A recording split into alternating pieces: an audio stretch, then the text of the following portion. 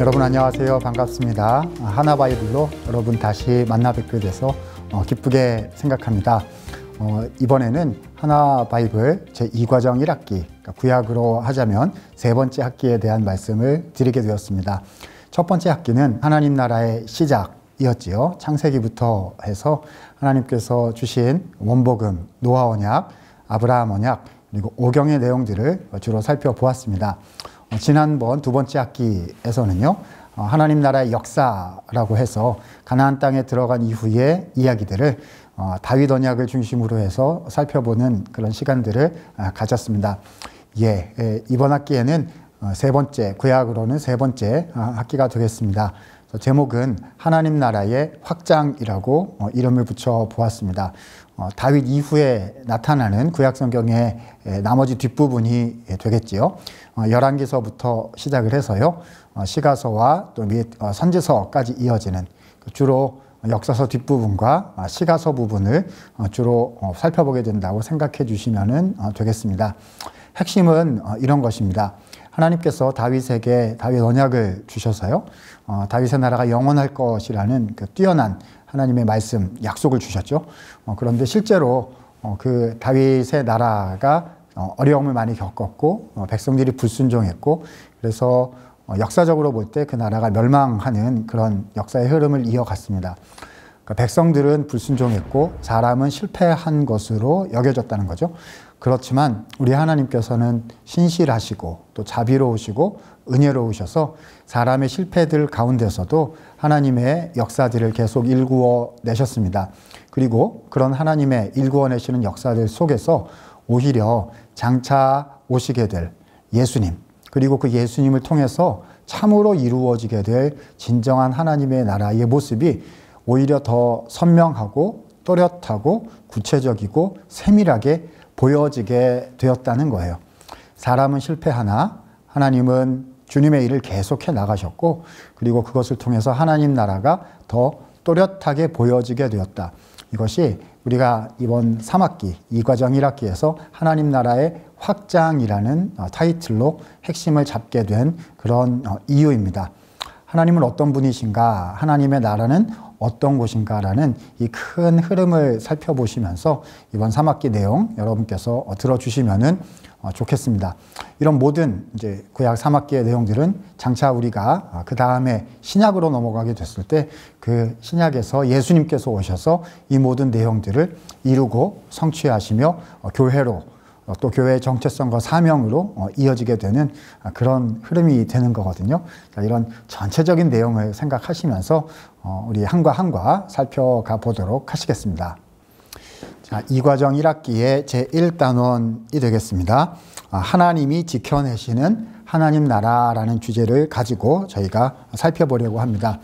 맨 처음은 솔로몬 이야기로 시작을 하게 됩니다. 열왕기 이야기인데요.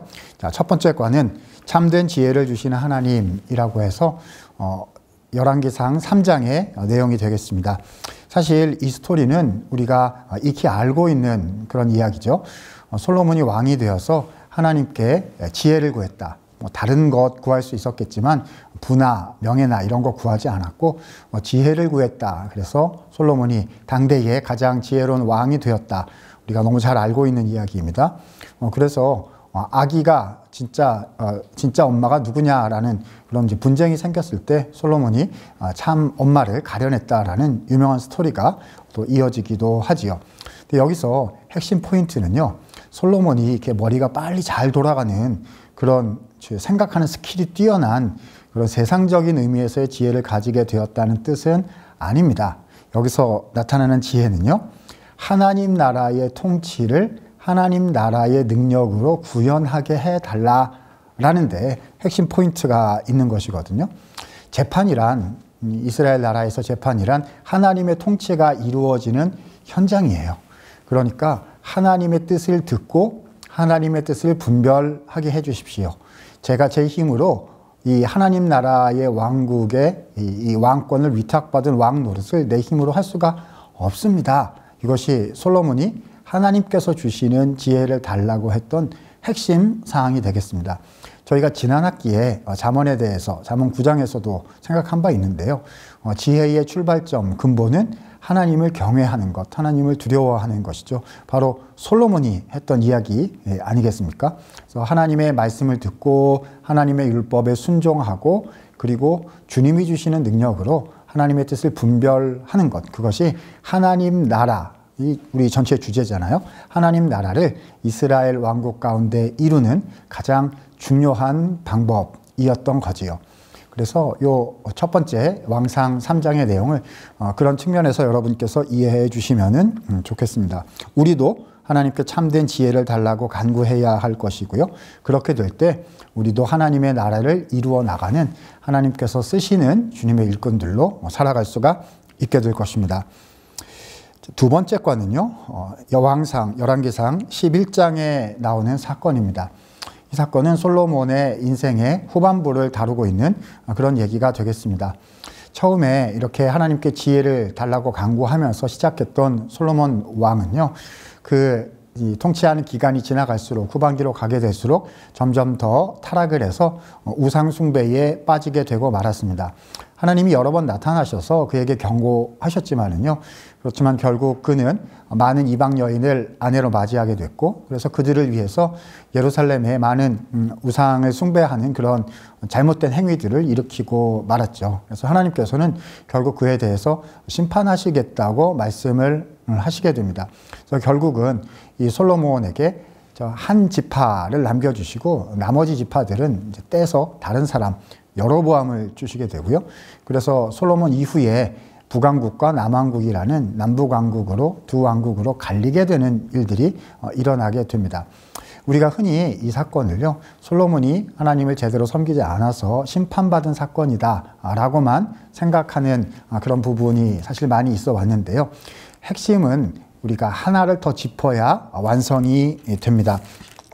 왕상 11장에 이렇게 보시면은요, 13절에 이런 말씀이 12절 13절에 보시면 그런 말씀이 있어요. 내가 너의 아버지 다윗을 위하여 너의 시대에는 이 일을 행하지 아니하고, 그렇죠? 네 아들의 시대에 이것을 행할 것이다. 너에게서 이 나라를 다 빼앗는 것도 아니고 내 종 다윗과 예루살렘을 위하여 한 지파를 너의 아들에게 남겨주리라. 여러분, 이게 무슨 뜻일까요? 솔로몬이 하나님 앞에 잘못했으니까 왕국을 통째로 뺏어가지고 통째로 여로보암을 다 주는 게 우리 생각에는 맞는 거거든요.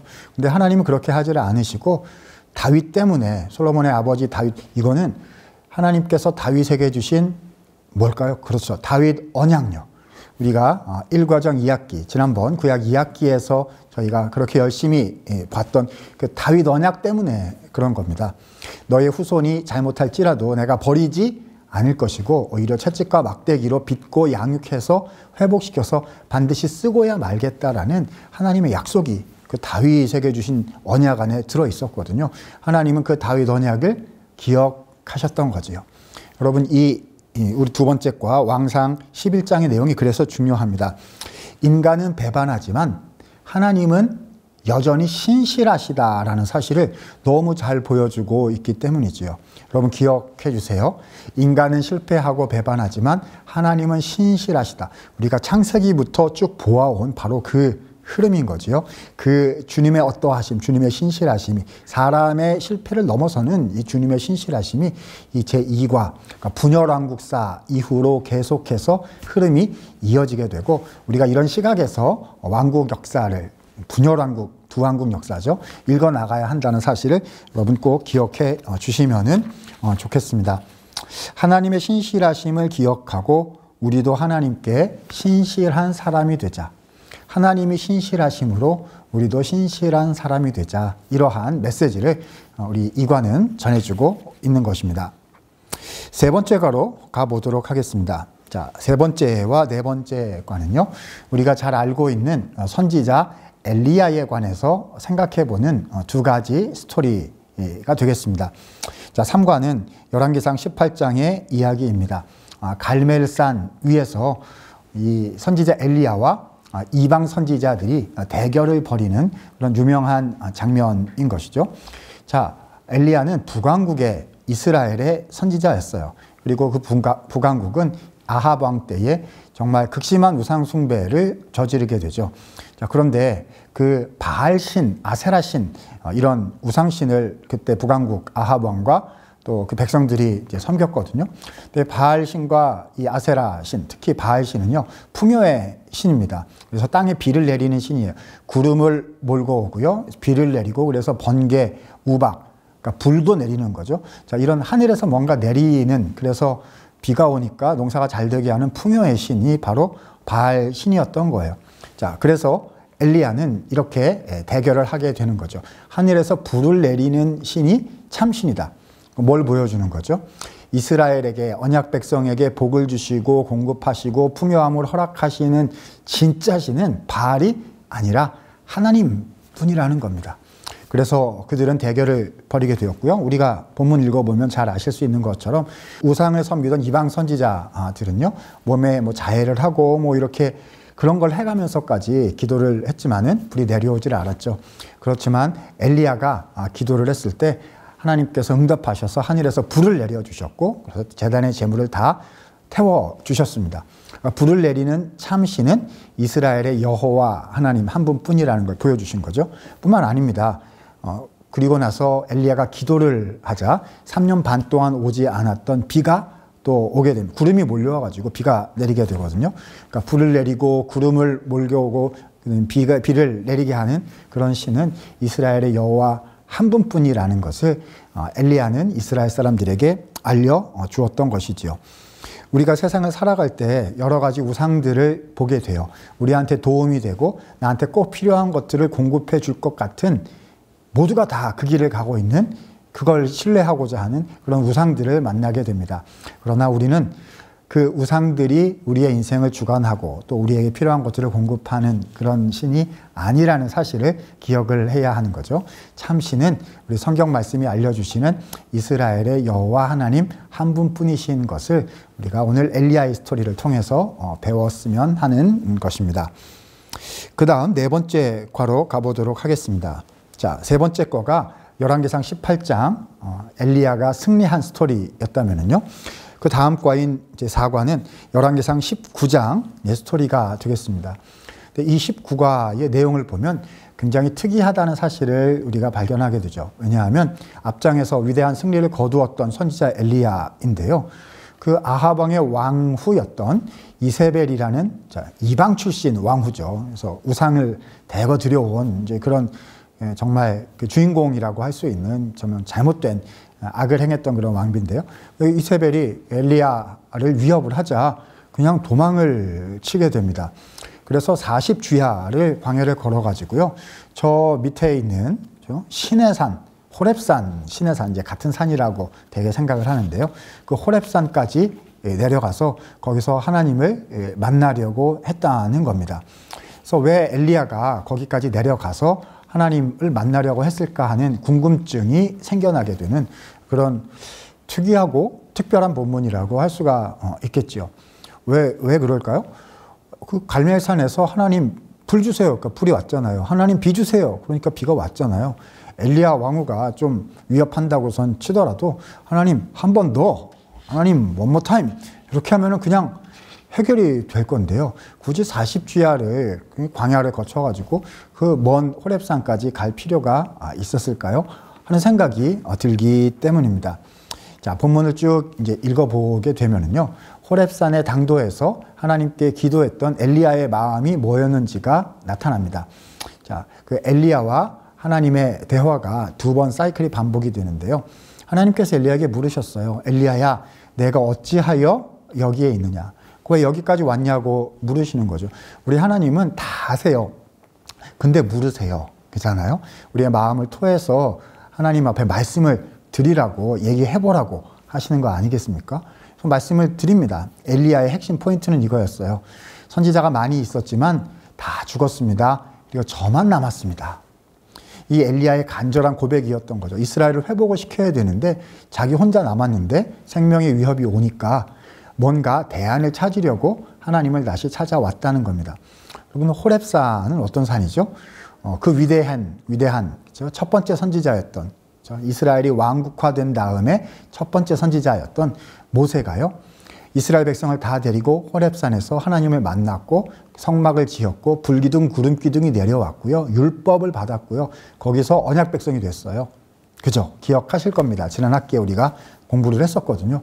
그러니까 지금 엘리야는 더 큰 본질과 근원으로 지금 돌아온 겁니다. 그래서 하나님 모세에게 주셨던 그 위대한 능력을 나에게 허락해 주십시오. 이런 마음이었을 것 같아요. 그런데 하나님께서는 그에게 그런 능력을 주시지는 않았어요. 자, 나가서 동굴 밖에 서라 하셨고요. 그 다음에 바람도 지나가고 불도 지나가고 지진도 지나가고 여러 가지가 지나가는데 하나님이 거기에 계시지 않으셨고요. 오히려 세미한 소리를 들려주셨습니다. 그래서 하나님께서 결국 엘리야에게 말씀해 주신 내용이 뭐였느냐 하면은요. 바로 오늘 우리 본문 선택한 그런 구절인데요. 자, 15절부터 18절에 보면 하나님께서는 엘리야에게 새로운 사명을 주셨습니다. 그러니까 불 주시고 능력 주시고 이래서 가서 이겨라, 네가 이겨라. 너 혼자 남았냐? 너에게 내가 다 올인해서 너한테 다 주겠다. 이렇게 하신 게 아니고요. 하나님의 메시지는 너는 가서 다음 세대를 세워라. 이게 포인트예요. 이게 오늘 본문 핵심입니다. 너는 가서 다음 세대를 세워라. 가서 이스라엘 왕을 새로 세우고 가서 아람 나라의 왕을 새로 세우고 그리고 이스라엘의 선지자로 너를 대신할 엘리사를 찾아내서 세우도록 하라. 이것이 하나님께서 주신 약속이었습니다. 그리고 18절에 중요한 약속 말씀이 이어지게 되는데요. 내가 이스라엘 가운데 7,000명을 남기리니 다 바알에게 무릎을 꿇지 아니하고 다 바알에게 입맞추지 아니한 자니라. 7,000명에 대한 약속이 여기에 나옵니다. 우리가 그동안 이 본문을 흔히 이렇게 해석을 많이 해왔어요. 엘리야 걱정 마라. 너 말고도 7,000명이 이미 남아있다. 7,000명 더 있으니까 걱정 말고 가라. 이렇게 우리가 흔히 해석을 해왔는데요. 구약의 성경 원문을 이렇게 쭉 분해를 해서 생각을 해보면요. 여기서 7,000명을 남겨주신다는 것이 이미 일어난 일이라기보다는 미래에 일어날 일로 해석을 하는 것이 더 적절하다고 여겨집니다.